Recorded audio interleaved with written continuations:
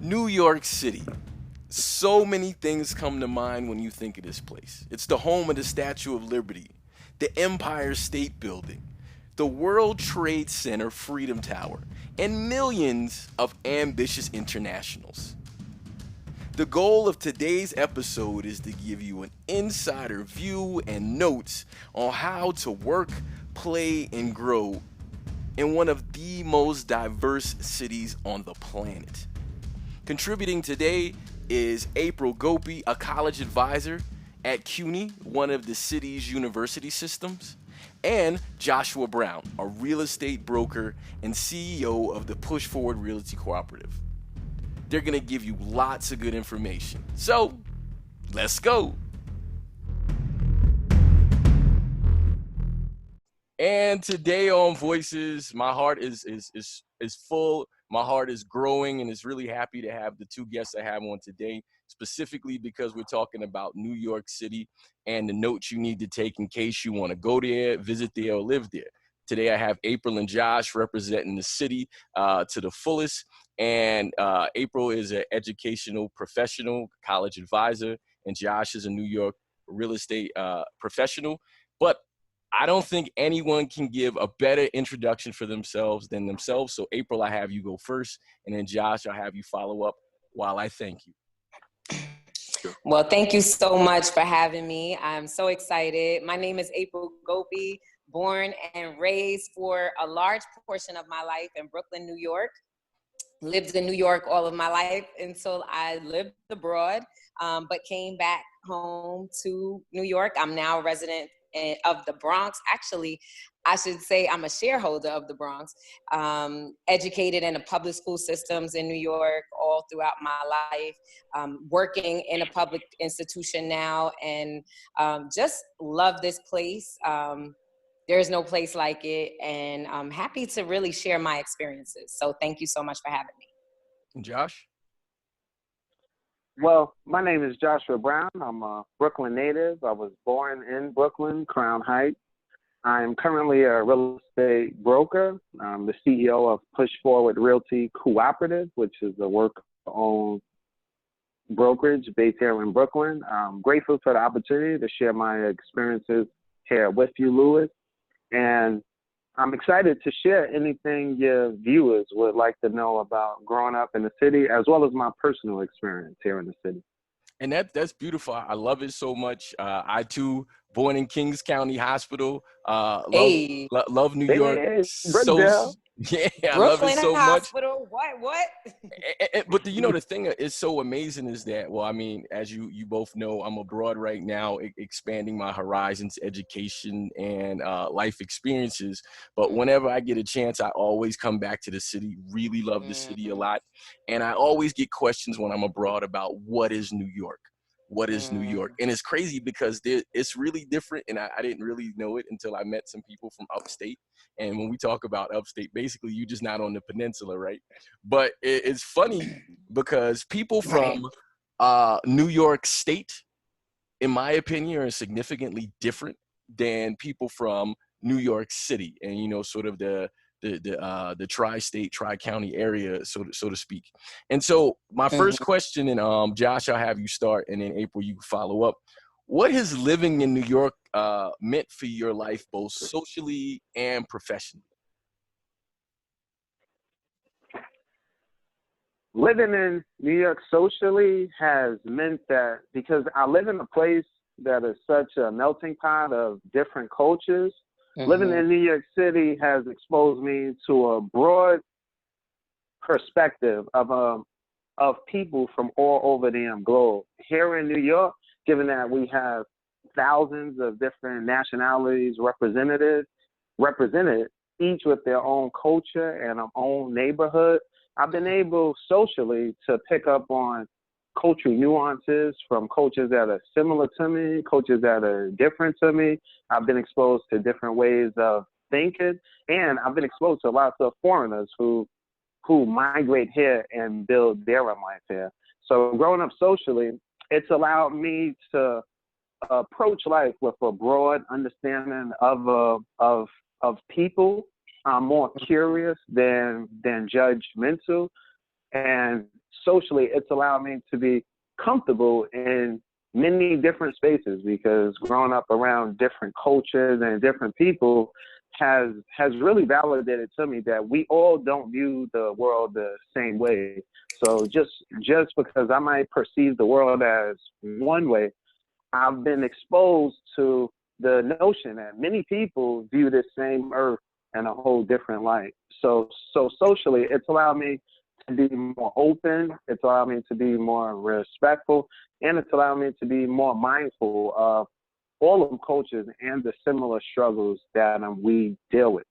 Professionally, New York City, I'm in the financial capital of the world. So business-wise, it's allowed me to be exposed to people and businesses where I'm in a place where so much wealth is concentrated. It's allowed me, just as a business professional, to think global rather than local, because New York City is an international destination for capital, people, culture. So business-wise, it's allowed me to really look forward and build upon what I have in terms of scaling my organization to the highest level. All right, that's solid. It. April? Yeah, I mean, very similar thoughts. I would say socially, I mean, we're from the same place. So yeah, definitely the exposure. I have a lot of friends I could speak to that are, I guess you would say, call them transplants, that came from a lot of different places just to be here in New York. And so those relationships have given me an appreciation of being a native, because for them, leaving a Midwest or the South or something, another place that's not here, and coming here, they've grown so much, whereas I'm a native. And so some of those things were innate in me. And so they've actually, the people that I've became really good friends with, have helped me see, wow, it's really a treasure to be from here, because there's just certain things that I'm going to naturally have and take with me wherever I go that other people may not have been exposed to. So socially, I would say the appreciation of being a native, and yeah, and just that exposure to, as Josh said, like just the different cultures, food, everything. So yeah, socially, that would be my answer. Also, I love knowing that any type of event I want to try, I can try it. I'm sure that it's happening here. Like if there's something that sounds wild and crazy that I'm thinking about, like, I wonder if they have that. I could Google it and it probably exists in New York. So, and I could probably find a friend that would go with me. So I would definitely say socially it's just been great. Professionally, I've been given access to networks that I may not have had other places, because it is a melting pot, as Josh said. Like I have people, because I work for the City University of New York. So it's a large institution of colleges in all 5 boroughs here.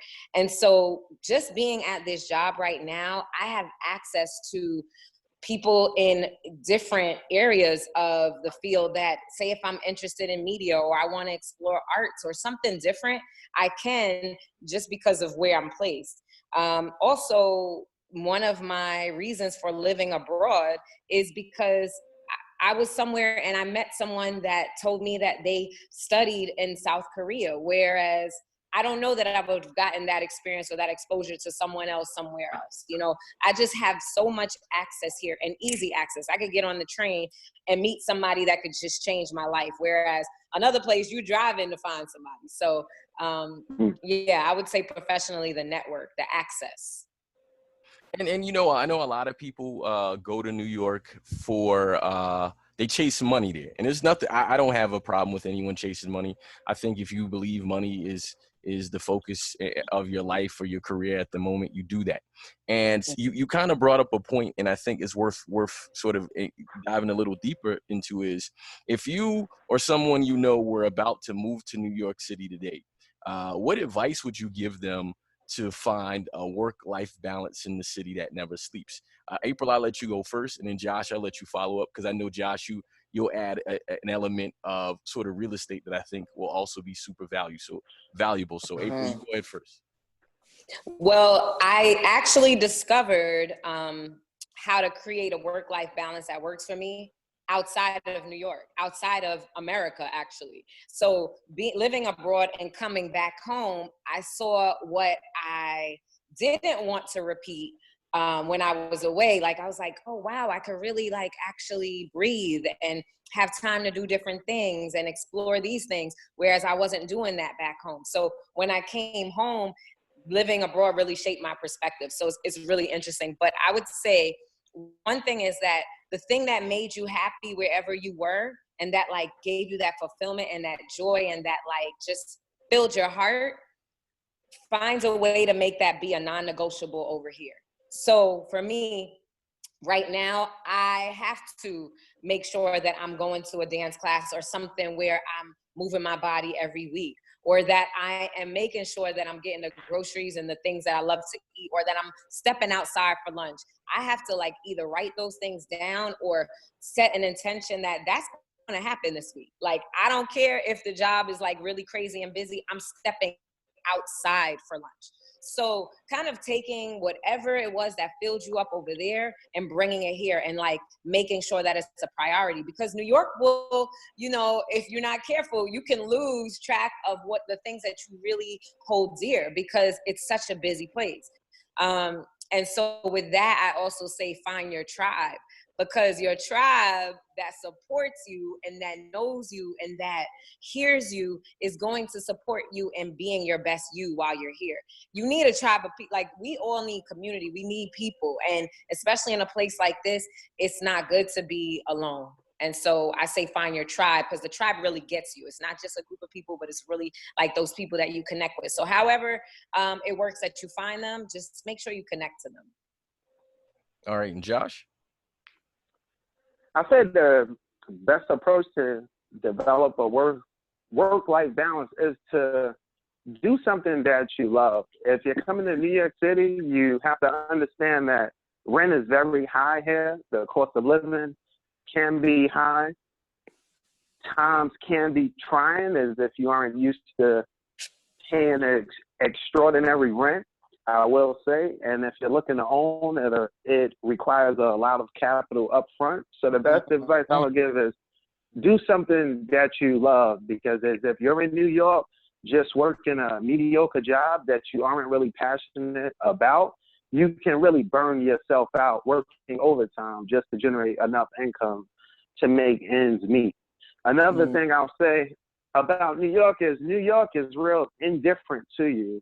Even if you come here from any place around the globe, although we value you, we respect you, New York really doesn't care who you are, because someone similar to you hasn't been here. Someone similar to you is already here. So in that context, I would say when you come to focus on your goals and to do something that you love, because ultimately you'll just be working a job in a different location rather than getting the full experience. All right, and it's good that you mentioned that, because of the follow-up to that would be, is New York is often seen as a cold place, not only like environmentally weather, but like the people are often seen cold because maybe they're just so focused on whatever it is they're doing. And so a sort of a two-part question is, what is it like to make friends and or acquaintances in the city? And as far as like moving to the city, now obviously this will be personal preference, what would you say is probably the most welcoming borough? Because a lot of people don't understand the boroughs are really different. And, you know, obviously I started in Brooklyn, April as well, Josh, I know you as well, but I mean, being in Manhattan, Staten Island, Queens, and in the Bronx, it's really different. And so we only really for boroughs. No comment on that's that. Right. No comment on that. Island. Sorry, no comment on that. So, what is it like to make friends or acquaintances in New York with it being perceived as such a cold place? So, Josh, I have you go first, and April, you can follow up. I'm gonna say making friends here is just as easy as making friends anywhere else. The people, we as New Yorkers, we tend to be guarded, because given that there's so many people here with so many different intentions, we aren't naturally warm people as opposed to, say, the Midwest, only because you're a stranger. I don't know you. I don't know your intention. So sometimes we can come off rude, cold, but that's just more of a self-preservation for our natives who have been here, just to ensure that when I engage with you, I know what your intent is, because you have to be mindful of as if someone's selling me something, does this person want something from me? Mm-hmm. New Yorkers, we're just real mindful of the whole what's in it for you, because we live in a super capitalistic society here, and even in New York City, to where New York City's purpose is to generate revenue. So with that, we can be cold and guarded at times, only because here you have to be motivated by your self-interest, because that's why people come here, to pursue their own self-interest. In terms of making friends, you can meet loving and awesome people here, whether you volunteer, whether you join a local club, whether you join a local church. New York has so much love and so much great people here. So meeting people here, I would say, is just as easy as I'm meeting people elsewhere. However, the initial interaction won't be the same interaction that you'll have with someone living in a cul-de-sac in the Midwest who doesn't face the same grind we face daily, with just the masses of people, with just the crowdedness, with just the rudeness, and the balancing of multiple personalities and cultures from different places. Because although someone can resemble me, they can be from another part of the globe with no relation to me. So it's just being mindful of what people's intentions are. Mm-hmm. All right, April. Louis, yes. Oh, go ahead. Oh, What's up, Josh? No. I wanted to touch the second part. Go ahead. I'm sorry. Go ahead. Finish. Coldness and what was the second part, Louis? As far as the borough, like what borough as would far you? As even though he was hating on Staten Island. That's right. My That's uncle right. lived We there, love but it's Brooklyn, man. We love Brooklyn. Brooklyn is where it's at 100%. In terms of a nice answer, I will say Queens. Queens can be the most welcoming, because here in Brooklyn, we call Queens the suburbs, and Queens is also the most diverse part of the city. And Queens, there's hundreds of different languages spoken. You have so many different cultures and people living within a dense proximity to each other. So if you're visiting New York, go to Queens. And once you learn a couple things, you come to Brooklyn. But all parts of the city are pretty well. Okay, April. Love it. I'll start with that question. I mean, I gotta say Brooklyn first, because obvious reasons. But I mean, that's where like kind of really like so many of my connections come from. And there's just so many different things to explore there. So I would definitely say Brooklyn first.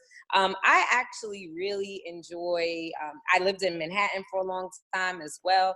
And I went to high school in Harlem, and I developed a lot of great relationships, long-term relationships with people in Harlem. And so, and there's just like a level of Blackness that I love about Harlem, and just the richness of the history there, where I would say Brooklyn and Harlem.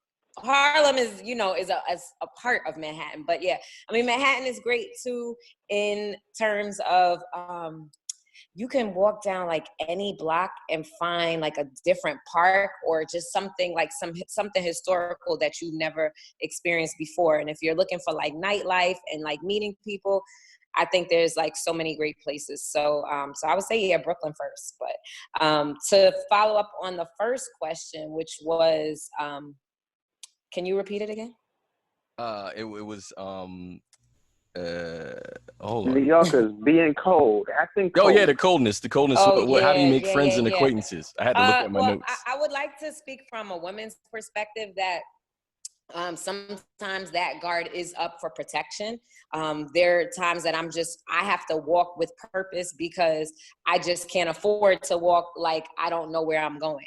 And so a lot of that is, while thankfully I've been very safe here, I've always had to be mindful of, and I think Josh kind of touched on it a little bit, but just, where I am and what's going on around me. So I think sometimes that coldness is not even really cold. It's really just a protection thing. So I'd say that. I do think, in my experience, that I've really connected to people more so in terms of like group settings or the communities that I'm in. So say if it was in a church or at a school or at a program that I was a part of. So meeting friends outside of that, I think it does take a more concerted effort. I think it's doable, but I think that a lot of people that I know have also met people based on groups that they are connected to. So I think it takes a special effort, and I think for me, I may be a little bit more shyer to actually go to a party or something and just like kind of try to be friends with somebody. I think Josh is really naturally like that person. But yeah, I think it depends on your personality too. But I would say that you really have to come out your shell here, or else you may not really get the connections that you want and need. I agree. Taking action is very important. And it's interesting because while I'm not going to go into dating anything like that, I remember having a question with my life crush who also lives in New York. And I remember having a conversation, and I was talking about like kind of going out, because on social media, you see people talking about using apps or whatever and how much it will cost for a first date or whatever. And I remember broaching that question with her because she is a friend. And she was like, yo, she's talking about like dudes spending hundreds of dollars, which again, obviously it depends on who you are or whatever in that space. But then, it's funny because like, I think there's this sort of a richness mentality that's in your mind where you try to put yourself in the place where you want to fit in with people and places, but you also want to kind of like show yourself the ambition you have and try to work yourself to that. So I think it's interesting where, April, you talk about, there's many things, but there's a shy side to it. And Josh, you're talking about like, just being open to go everywhere, because that I'm just talking about like on a friendship level, because I think that's important to do the friendship level first and foremost before you try to like follow your heartstrings, which is why I didn't essentially go into sort of any kind of dating thing or anything like that. But I'll move to the next question. Education, cultural education in New York City. There are many cultural education opportunities. I remember when I came to New York and I met with both of you all, and you took me to a concert that a friend of yours was doing. And then I also went to like a specific museum to see Black comic book characters. And that's crazy new, because I mean, while I knew, I didn't know. And so what are some of the cultural education opportunities that you think are available and should be checked out in New York that you've experienced? And what are some that you want to experience? So April, I have you go first, and then Josh, you can go second. So I guess my favorites, because I've also been a part of them, would be first the International African Arts Festival, also known as the African Street Festival, which happens the July 4th weekend in Brooklyn every year. That's an opportunity for like cooperative economics to happen, for unity to happen, for really like all the principles of Kwanzaa to happen in one space, in an outdoor space where people are selling things, educating. It's really just highlighting like the diaspora, and it's just really like Black love and all kinds of just greatness. It's hot, it's summertime, there's beautiful clothing and art and things to explore. So that would be really like my first thing I would definitely recommend anyone experiencing. I love Dance to Africa too. Also great on culture. There's like dancing outside, dancing in the BAM Theater, which is a theater that I would definitely recommend anyone going to visit. It's right in the heart of like downtown Brooklyn / Fort Greene, and amazing performances and just a lot of different like cultures and art opportunities to experience there. Those would be like the first two that stand out for me. Josh probably has some more. I mean, there's so many things, so I don't even really want to go on a tangent on this. But also, I think that I love, or one other thing, I do really enjoy like local artists, and there's a lot of like local art exhibits that you could find. Actually, my school has an art has like an exhibition room, and there's a local artist from the Bronx who is having like showing her pieces there, and I didn't even know about it. I just so happened to stumble into the space one day coming from work, and there were like all of these young people like in the South Bronx enjoying art at like 6:30 p.m. And so I say like, connecting with groups of people that kind of have like-minded interests can connect you to like those things that you want to explore. All right, and Josh? I would say culturally, here in New York City, Broadway shows are great. As a child, I got exposed to a lot of Broadway shows, even something as simple as The Lion King, something as profound as Hamilton. Broadway plays are something that you should definitely do when you're here in New York, because that's essentially the globe on a stage, and the best of the best pouring out their gifts. Another gift I would say is Carnegie Hall. You can go to Carnegie Hall. You can listen to all types of music. I can see child prodigies. I can be exposed to so many people who have unique talents that are coming here to put their talent on display. And the theme of Black history, I grew up in Crown Heights, Brooklyn, and I love that part of my neighborhood is called Weeksville, and that's for James Weeksville. And knowing that, I grew up in a neighborhood to where free African Americans after slavery built their houses in this neighborhood, built up this neighborhood. Also, something as great as Central Park, although that's a cultural institution in itself, I know that Central Park used to be Seneca Village, which was another predominantly Black neighborhood that free Blacks founded. So in terms of culture, I love that I have access to, I can go to Chinatown, I can go to Little Italy, I can go to Little Africa, I can deal with so many groups and types of people, and genuinely witness how they live and how they interact in their natural element. So as far as culture, sometimes it could be as simple as the train ride home, because I could go from someone breakdancing to someone playing the accordion to someone reading their book out loud. So in terms of culture, I love that I'm exposed to it, but I love what I have right under me, whether it's Weeksville, whether it's knowing that I live in the same neighborhood as retired Tuskegee Airmen, some of them who still reside in Bedside, Brooklyn. That's an all-Black fighter squadron who never lost a single plane during escort. So I love that I'm around great Blackness, but I'm around great international people who come here to pour their gifts to us.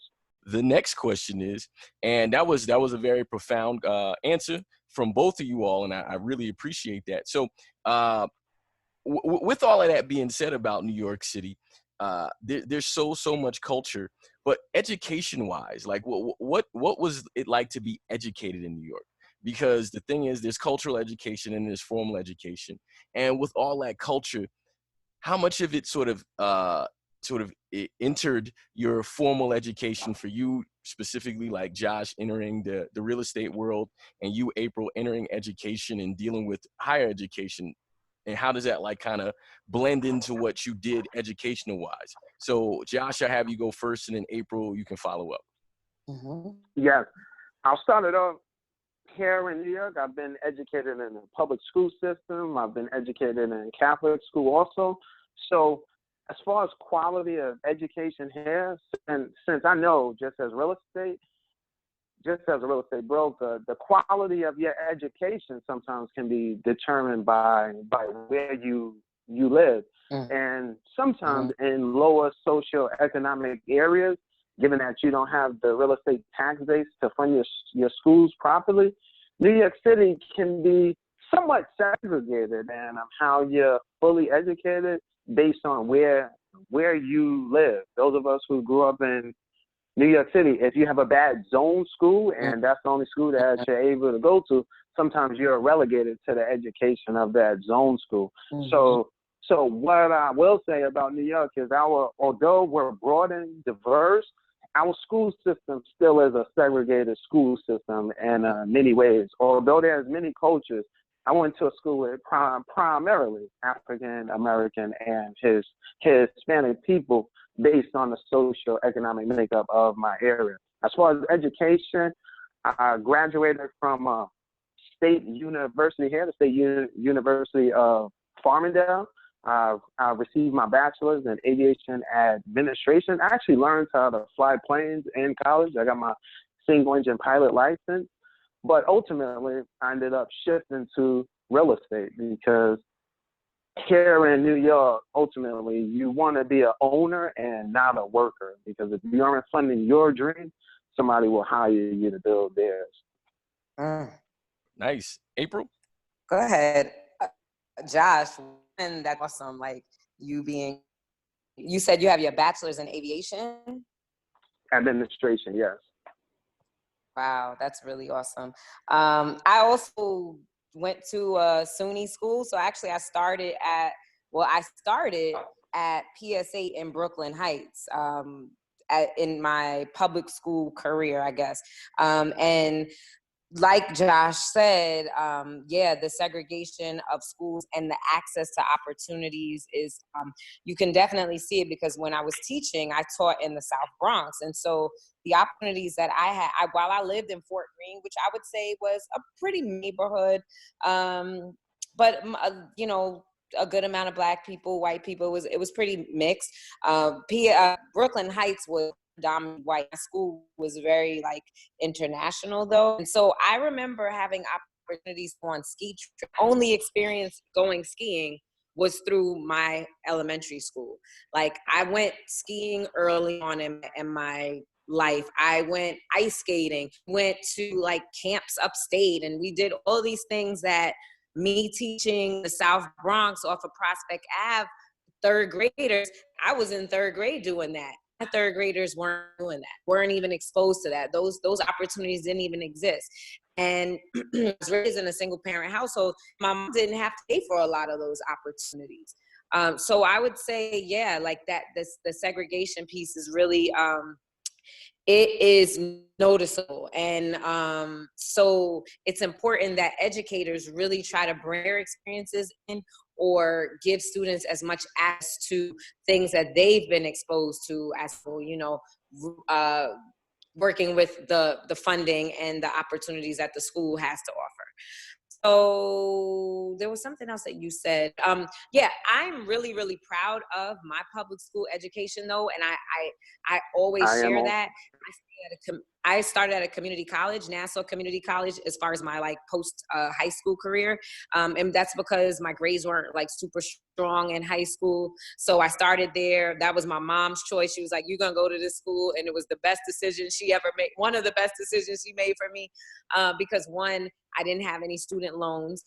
It was a state university school, so, public, and I lived in the state of New York, so the tuition cost was a lot more affordable than going out of state at the time.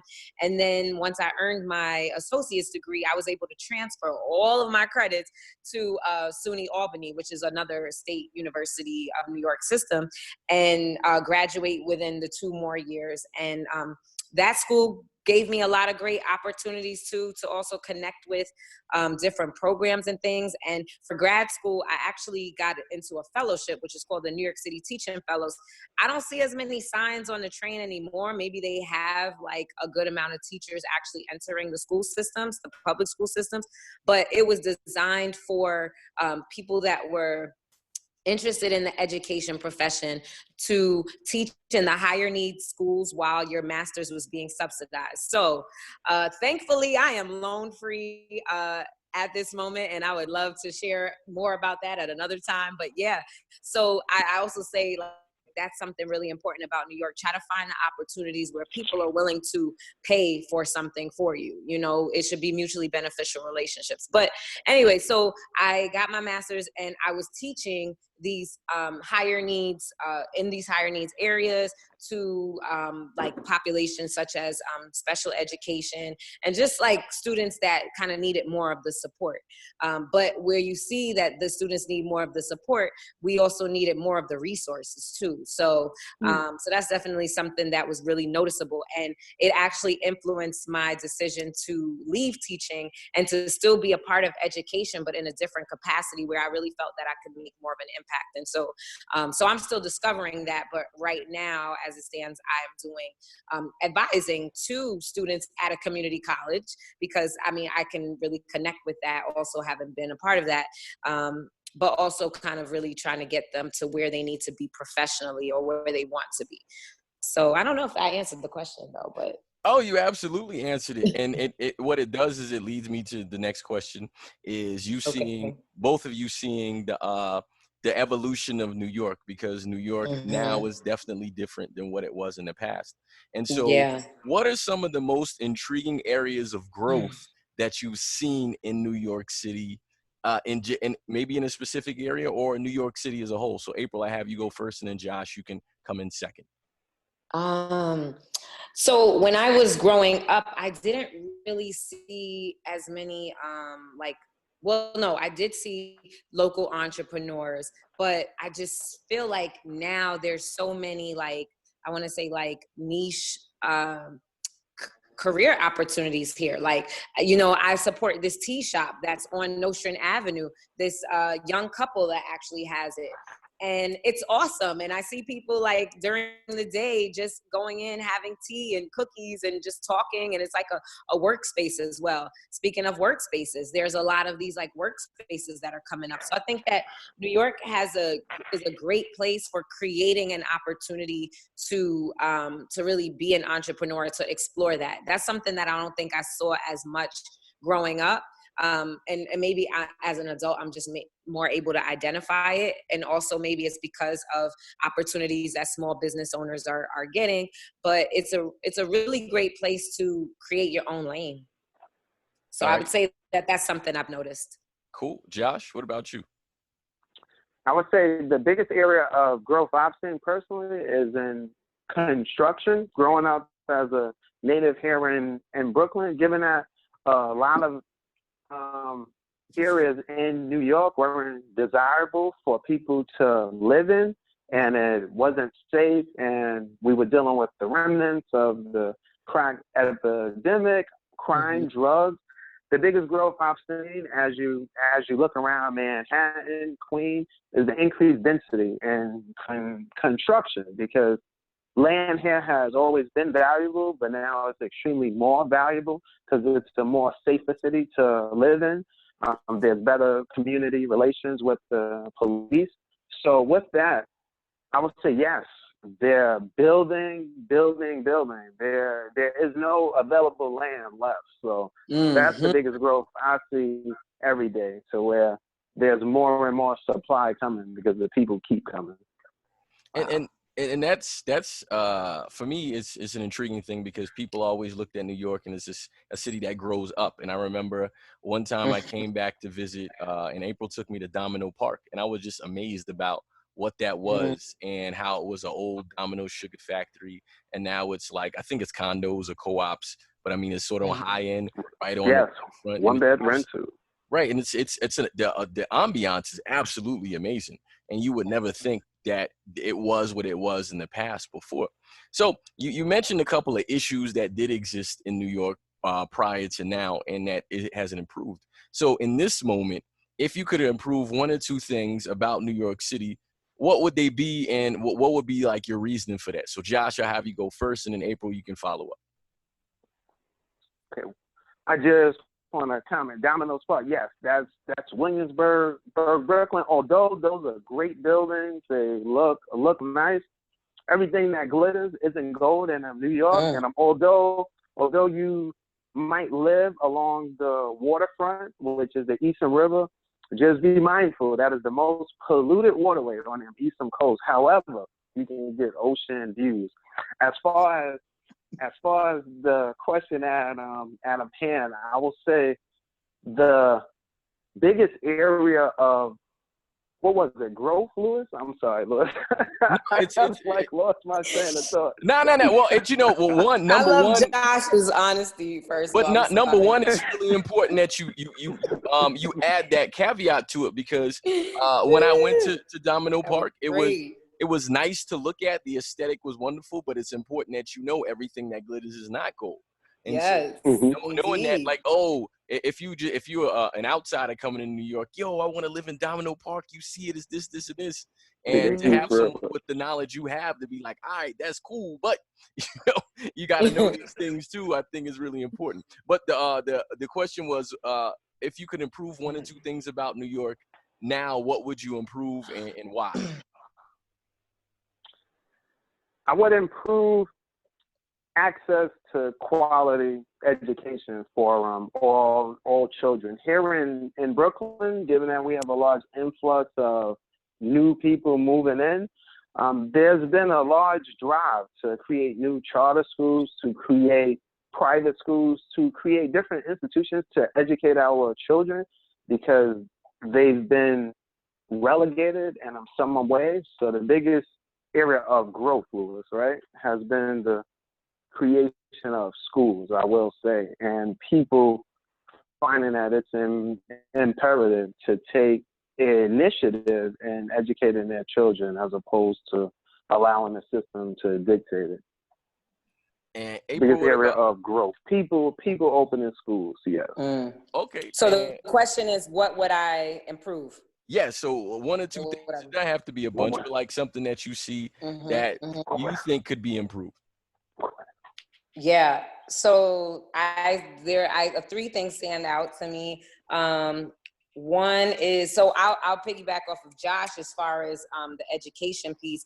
I think that I would love to see students learning hand skills. So some type of trade, like you should be leaving school with some type of skill that is going to earn you money, whether you're going to college or not. I mean, I just really feel that, yeah, students should have a skill that is a transferable skill that they can really make a living off of. I don't know that, that would be supported everywhere, but, if one or two schools like kind of put that back in. I know that there are a couple, but not many. But I think that is something that, because young people need opportunities. And I work at a community college, and I know that some of these students are just really not into it. They're doing it because it's just like, it's the next thing that they're supposed to do, but they don't have any idea why they're here. And so it's good that they're just at the 2-year level to explore, because my school also has the continuing education department where you can actually learn, like, to be a locksmith and do some of these other things, but it is a cost, and some of it is not supported through financial aid or other means that students would need. So if there's certain things that they could learn at the elementary and high school level, I think that would be great, because it's a benefit all around. That's one thing that I would like to see. I wish there was a way, there needs to be a way for, the homelessness is out of control here. And there needs to be a way for us to, one, better address, and I know that the mental health issues here are being addressed, but a way to better address them so that we're also being able to utilize the skills that these people that are living on the streets or that are, housing insecure have, so that they do feel some type of pride in waking up in the morning and being able to, be self-sufficient. So that's something that I would love to see, because I see them and I'm like, you had a past before this. What were you great at? Who can build that up? Like, who can give you some training to make that happen? And I'm not saying that that's not out there, but I would love to see how, if it could be more impactful. Another thing is pride in community. Now that I am part of a homeowner crew, paying a mortgage, I would love to see where people take pride in where they live and, throw garbage in a garbage can. Like, Pick up after your dog. Like, take pride in it, because if you don't take pride in where you live, somebody else is going to actually snatch it up and take pride in where you live in. And that's actually happening.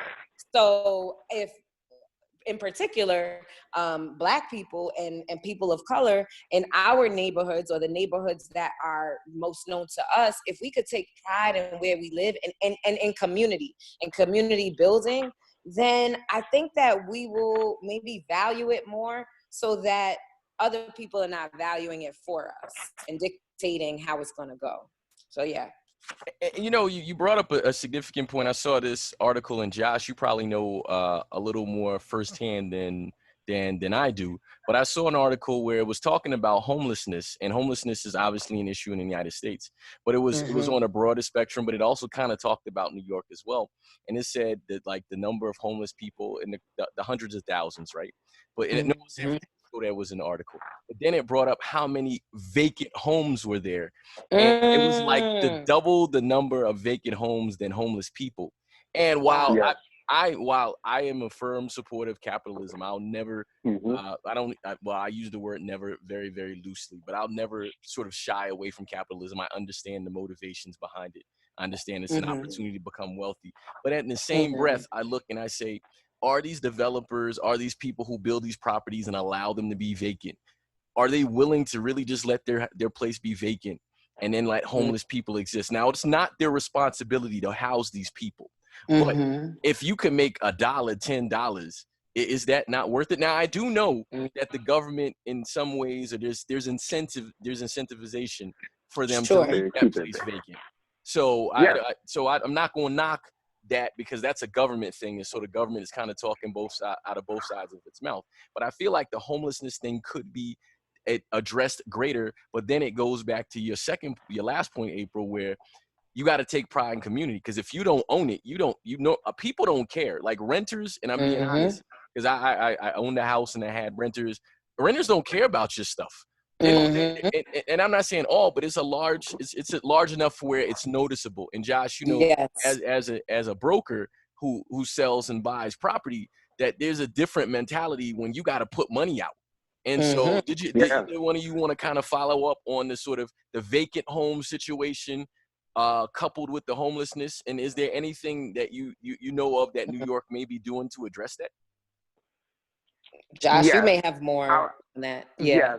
I'll give you context, Louis. Well, here in New York City, the land is very valuable. So it's very expensive to build properties here.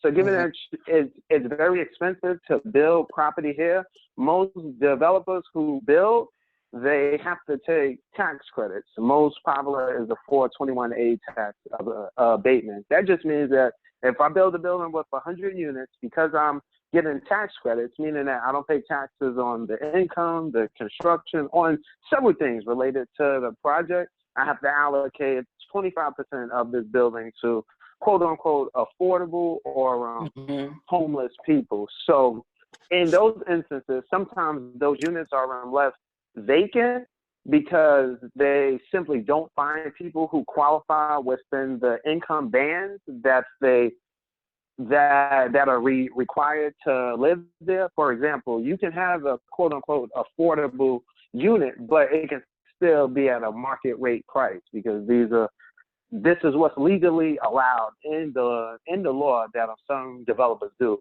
As far as other vacant units, we have to understand that New York City, since this is a financial center, some of the vacancies, for example, in Manhattan, a lot of those vacancies are just luxury units that people from abroad purchase just as a store value for their money. For example, is if I live in a place where it's political turmoil, I know that if I buy a $3 million condo in Manhattan, 10 years from now, it's still going to be worth that $3 million or more. So some of that adds to the homelessness.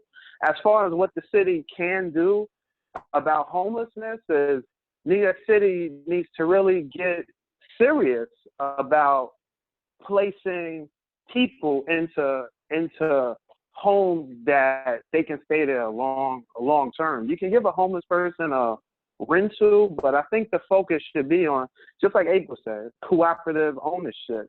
Giving these people a way to own, because if you don't own it, you don't have the same pride in it. But as far as the vast number of homelessness, just like California, since it's so expensive to live, and since landlords and builders aren't going to voluntarily give these units to the homeless, because end of the day, Lewis, this is a capitalist place, and they have to justify their net operating income to the bank so that they can underwrite that in building and take out money to do other projects, et cetera, et cetera. But I will say the best approach to combating homelessness starts with addressing the mental health issue, because a lot of these homeless people have clearly mental health issues, PTSD issues, addressing the mental health issue, and then making it simple for these people to apply and get housing without excessive bureaucracy. So I say New York City, we can do less with the bureaucracy, because we do have a lot of bureaucracy, even with the Department of Building, with simple things. All right. April, did you have anything to add or no? Oh, no, that was great. Yeah, and I think that's important, because I just understand for business, people want to make money. They put money into developing a project, so their goal is to know that when they price it to sell, it is to make money. So I understand, and it's not their responsibility. But in the same breath, how having homeless people scattered around your city, it does, in my opinion, affect your property value, and it's something about the character of the location. But shifting focus. I know both of you have had the opportunity to travel. April, you've been abroad. Josh, you are a pilot, so I know you've had the opportunity to go to other places. This one is, I think, one that stands out a lot to me. Myself, being from New York and knowing New York in a different way than you all, because sort of I was in and out in a sort of different way. People always have an opinion about New Yorkers when they leave New York and they're in another place. So when you travel away from New York City, what kind of things do you appreciate the most about being gone? And then sort of conversely, what do you miss the most about New York when you're gone? So I think, April, you ended the last question. So April, you'll start, and then Josh, you can follow up. Okay. So I moved to Saudi Arabia in 2014, and I thought I needed everything in my apartment to like move down there. And when I got there, I realized humanity exists everywhere. Like things that I felt like, oh, I'm not gonna have access to, or, you know, I won't be able to be comfortable. Like that was just all because all I knew was New York. But living somewhere else helped me to see, no, we have these things here. And if we don't, it's okay. Like you'll figure out something else to get what you need, to have what you need, to be able to be comfortable. So I learned to live comfortably on a different level. And that was so big for me because I remember almost missing my flight because I packed too much because I didn't think that where I was going was gonna have what I needed. And it's funny because people are like, you lived in Saudi, like, how was that? And you know, surprisingly, it was actually, it gave me everything I wanted and needed at that time. I'm not saying that it's an experience for everyone. And it was actually a period in my life. And so in that period, it was destined for me to be there. But yeah, that's where I discovered, like, you can get toothpaste in Saudi, like you can get like lotion in Thailand, like you will be okay. And so, and then humanity exists, like people are gonna help you, even if you don't speak the language and you don't understand the culture. There's always somebody there that can help you out or that is willing to help you out. And so really like taking the risk and you know, being mindful and being respectful of cultures, but also being, having to be willing to come out of my comfort zone and get to know something new, benefited me so much. And what I do appreciate about being here is just the access to the level of service that we have. is, I haven't seen a place like it. And so the basic necessities here are luxuries in some places. And so that was something that I was grateful for. I remember being in another country, which I loved, so I'm not going to like blow them up, but the lights went out. And so I went to the owners of like the hostel or the hotel, and I was like, excuse me, the lights are out. When are they coming back on? He gave me a candle, some matches, and was like, basically like, go back to your room. It'll be okay. And at that moment, I'm sitting in the dark with like one candle, holding it. None of my family or friends really knew where I was, but I just had to wait it out. And so it's coming back to here and home and being able to say like, wow, I mean, I don't even have to think about the way the lights operate when I turn them on, you know? And so I'm grateful for our basic necessities, which are luxuries in other places. And yeah, that's one thing. So I'll let Josh continue. All right, go ahead, Josh. When I travel away from New York City, I love that people, especially in the Midwest, I experienced this with people in Colorado, Nevada. I love the fact that people are just not as hyper or impressed just as we are. People are comfortable with being who they are. People are comfortable living in a small town, knowing that it's 60,000 people. They married their high school sweetheart. I appreciate the simplicity of people who just enjoy living simple lives. Something I will say, New Yorkers, we tend to get a bad rap because New Yorkers, you know, we can't account for everybody here in New York. Plus, there's lots of people who from other places that lie and say they're from New York when they travel because they feel that it'll give them some type of credibility. So like some of that isn't fronting, listen about image out here. But I will say New Yorkers aren't perceived as rude, skirt. However, when you're here around so many people and you need to get things done, just like April said, purpose is kind of like, I don't have time. I need to get where I'm going when I'm going. As far as some things I miss about New York City when I'm away, I do miss the 24-hour store. I love the 24-hour store. I love that I can get halal chicken at 2 in the morning if I want it, or 6 in the morning. You know, I love that. I love that here too. I love that I'm around a lot of upwardly mobile people who look like me.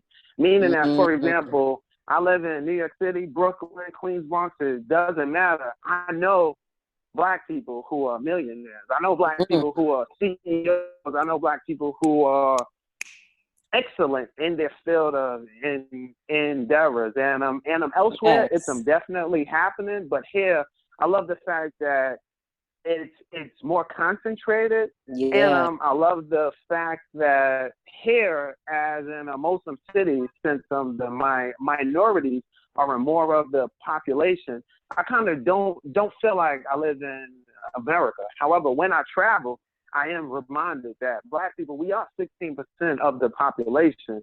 However, here in New York, it's almost as if I live in a bubble.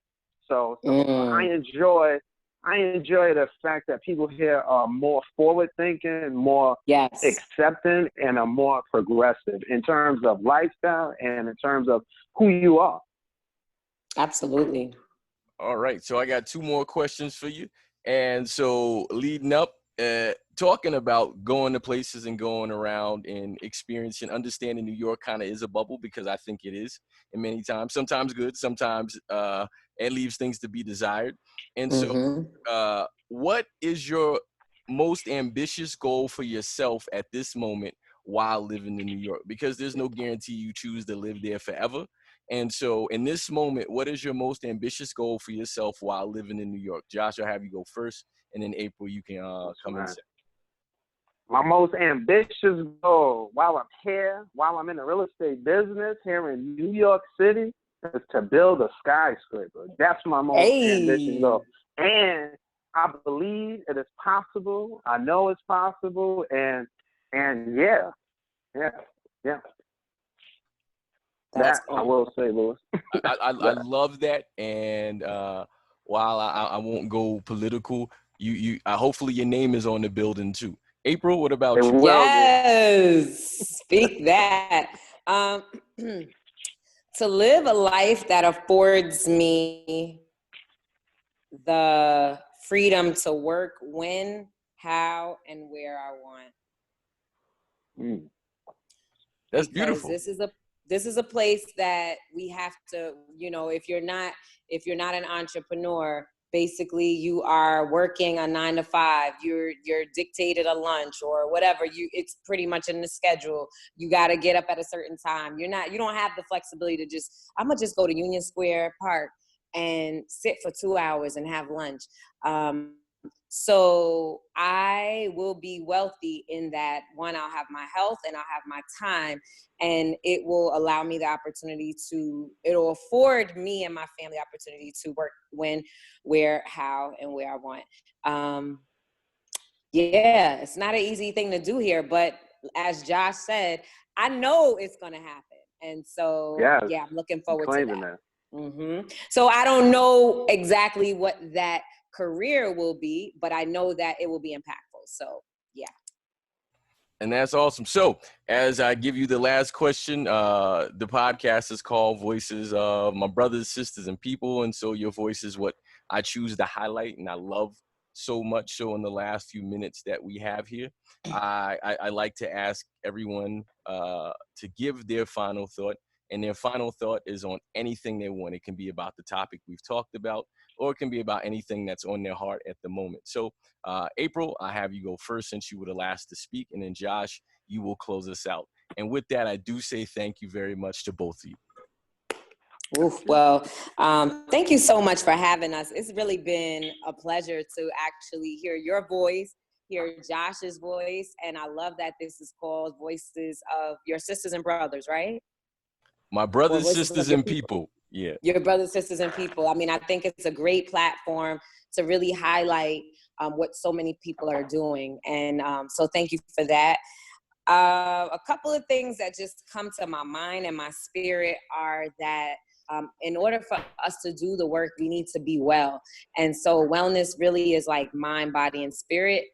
So I encourage people, just as I'm encouraging myself, to be mindful of what we intake into our bodies, into our minds, as far as like what we're watching, what we're listening to, and and into our spirits. So with the health, as far as the physical body, I heard a sister say that she eats intuitively. Like, listen to what your body responds to well and what it doesn't respond to, because if we have these awesome goals and everything, like, we can't do it if the vessel's not working properly. So let's really do what we can do to make sure that we are living fully and we're living well.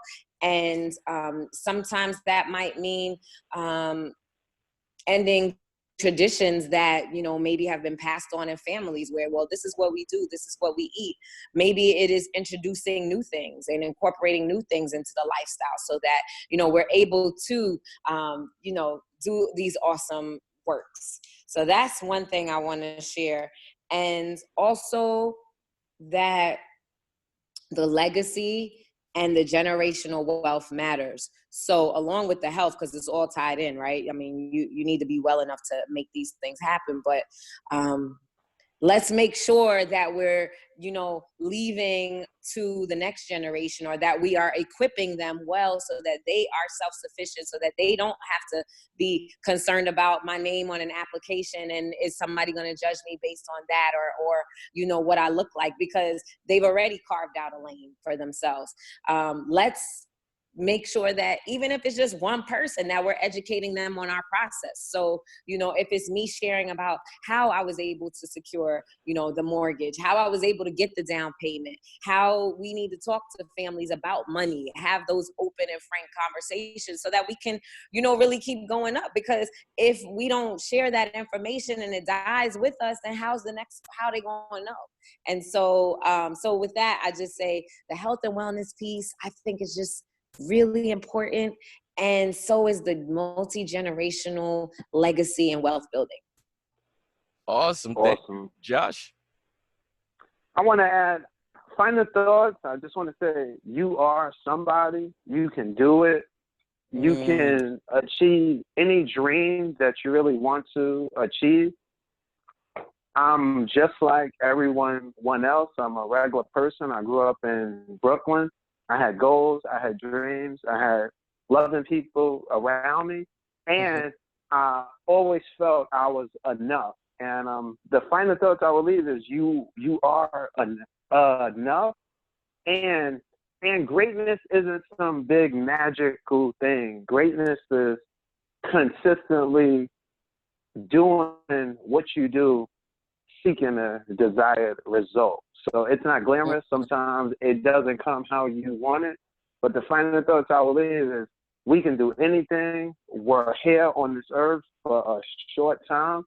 And ultimately, we want to die empty. So whatever your gift and purpose is, do it. Because I'm around people from all around the globe that come here to do it. They express themselves for who they are fully. Doesn't matter if you have purple hair, blue hair. Be who you are while you're here and fully give your gift to the world. Because when you're older or dead, you don't want any regrets. Do it now, because now is the only time. Now is the only time.